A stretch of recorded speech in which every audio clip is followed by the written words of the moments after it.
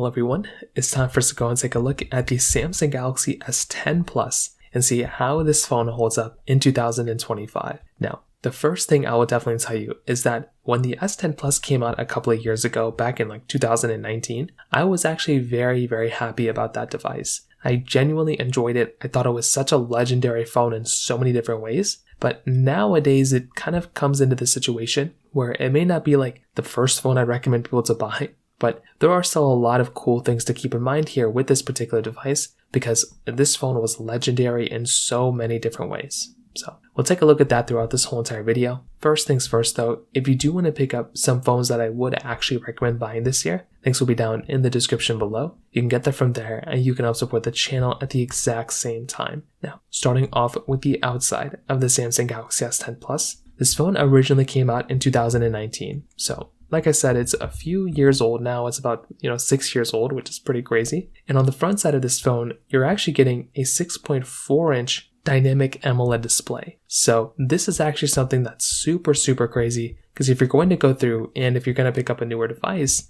at that point, this was definitely one of the nicest displays you could actually go ahead and get. So that was something that I really enjoyed about this type of phone. Now, it's not like the most perfect display anymore, but it was a big display, very thin bezels on it, a dual camera setup on the front side, which was actually so crazy. Like going through and getting a dual camera setup on any phone is like, on the front is still actually pretty crazy. And you're getting that here on this particular device. It was also a curved display too.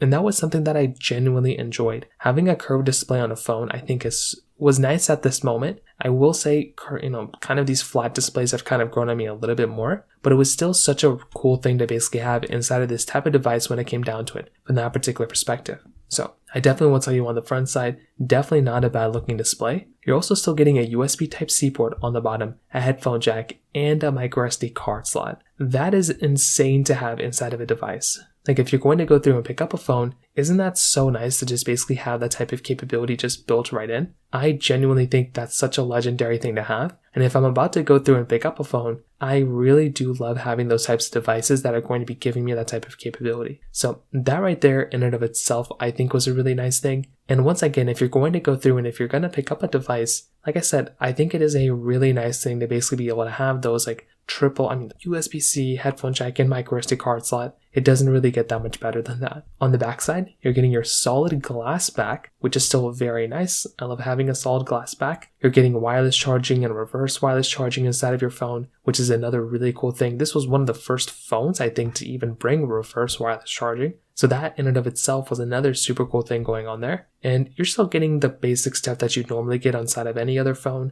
It still is a very good looking device. It still does a really good job for mostly everything you throw at it. But obviously there's some things missing out on this phone that a lot of flagships have nowadays. Things like a 120Hz display this phone is missing out on. You're not getting the best camera of all time, which is totally okay. But even at that point, this is still a very good looking phone nonetheless. And I'm still a humongous fan when it comes down to it. So from that side, that kind of covers it up there. From the price tag side, this phone costs about, it's going to be less than $200. On Amazon, it's about $250, but on eBay, you can probably get it for even cheaper than that. But I don't know if this would be a phone I'd recommend people to buy from that particular perspective, just because there might be better options out there, even from a price per dollar standpoint. So kind of keep that in mind as well. Now, when it comes down to the camera side, this particular phone on the backside was giving you this triple camera setup, one of the first Samsung phones to give you this triple camera setup. It's giving you a 12 megapixel wide, a 12 megapixel telephoto, and then a 16 megapixel ultra wide camera. And on the front, it's giving you a 10 megapixel wide angle lens. So in my personal opinion, right,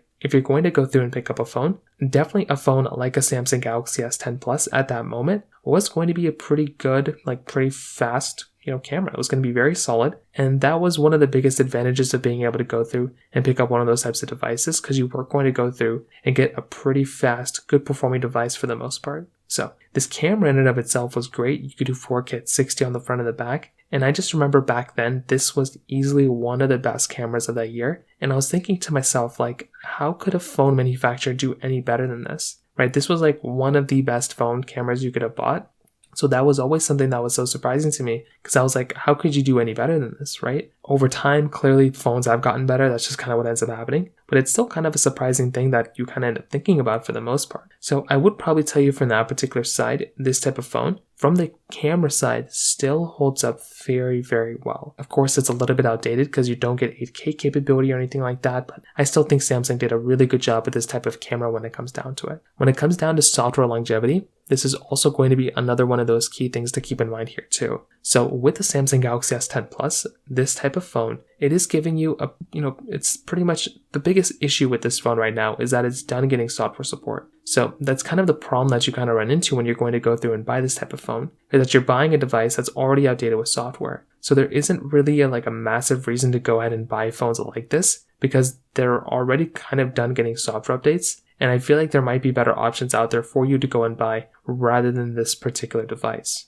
So, although it's not the biggest deal in the world, it could be kind of an annoying thing for some people, and that might be one thing to keep in mind here, because there might be better options for you. On top of that, when it kind of comes down to potentially the battery life, this phone is also going to be giving you a 4100 mAh battery, which at that moment back then was a really good amount of battery to have inside of a device. I mean, that's a massive size battery for sure. Is it, still a massive size battery? Yes, it's still very legendary. It'll definitely get the job done for sure. But if you're wanting the better option here, you might want to look at, you might want to look elsewhere if you're trying to get a better size battery that hasn't been basically deteriorized or, degraded for a long period of time. And finally, when it comes down to the performance, this phone is basically giving you that Qualcomm Snapdragon 855 chipset inside with 6 or 8 or 12 gigs of RAM inside. This in and of itself is also just a crazy thing to keep in mind here too, because that is a ton of RAM and a ton of power for the maxed out model, but the chipset is a little bit outdated when it comes down to it. So this could easily be one of the main issues that you run into here, because if you're trying to get the phone that's going to be giving you the better battery life, you're going to have to remember that a phone like a Samsung Galaxy S10 Plus, it is a little bit outdated. It's not going to be the fastest or the best performing device anymore. And that's just one of those things you're going to have to keep in mind here when you're going to go through